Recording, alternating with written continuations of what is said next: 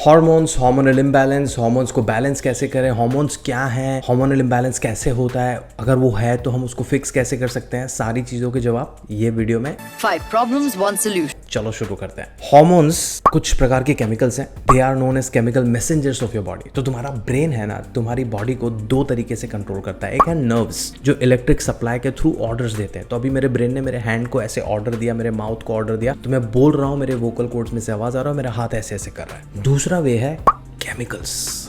तुम्हारे ब्रेन में से कुछ केमिकल रिलीज होंगे जो सेल्स के थ्रू दूसरे सेल्स में जाएंगे, दूसरे ऑर्गन्स को कुछ ऑर्डर देंगे, वो ऑर्गन्स कुछ और करेंगे। सो ये जो केमिकल्स हैं ना, उनको हम बुलाते हैं हार्मोन्स। और वो जहाँ से निकलते हैं, जो जो लोकेशन से, उनको हम बोलते हैं ग्लैंड।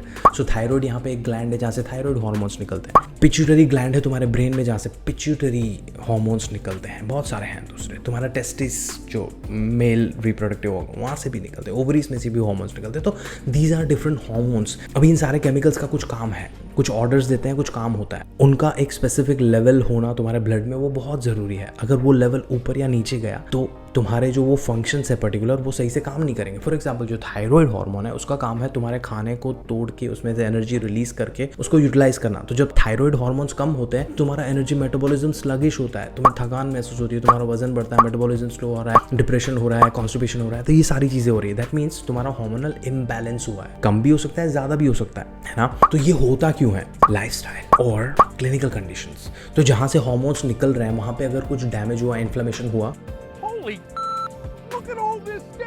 तो वो ग्लैंड सही से काम नहीं करेगी, हार्मोन सही से नहीं निकलेंगे। एट द सेम टाइम तुम्हारी lifestyle is responsible for that inflammation as well. तो अगर तुम बहुत जंक खाना खा रहे हो, एक्सरसाइज नहीं कर रहे हो, स्ट्रेस बहुत है, स्मोकिंग करते हो, अल्कोहल लेते हो, ड्रग्स लेते हो, पोल्यूटेड एरिया में काम करते हो, प्रॉब्लम वहां से हार्मोनल इम्बैलेंस क्रिएट होगा और आपको कंडीशंस होंगी। कैसी? PCOD, thyroid, diabetes, obesity. तुम्हारा वजन बढ़ना और कम होना, it's not about only calories, it's about hormonal imbalance.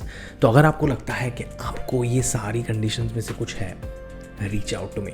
हम है ना 15 मिनट के फ्री कंसल्टेशन पे बात करेंगे आपकी लाइफस्टाइल के बारे में, और मैं आपको दूंगा सिंपल रोड मैप कि आपको क्या करना चाहिए to fix your hormonal imbalance. I hope आपको ये सिंपल एक्सप्लेनेशन अच्छा लगा है तो बताओ यूट्यूब को कि मुझे अच्छा लगा, गिव इट अ लाइक। कुछ सवाल हो कमेंट्स में पूछो, या हम कंसल्टेशन पे बात कर सकते हैं उसके बारे में। आपको लगता है कि ये वीडियो किसी और को हेल्पफुल हो सकता है ना, तो सुमड़ी में जाके शेयर कर लो उसको, और सब्सक्राइब, बेल आइकन, नोटिफिकेशन आ जाएगा। बिकॉज मैं हर हफ्ते कुछ ना कुछ रिलीज करता रहता हूँ और आपको नोटिफिकेशन आ जाएगा भाई का।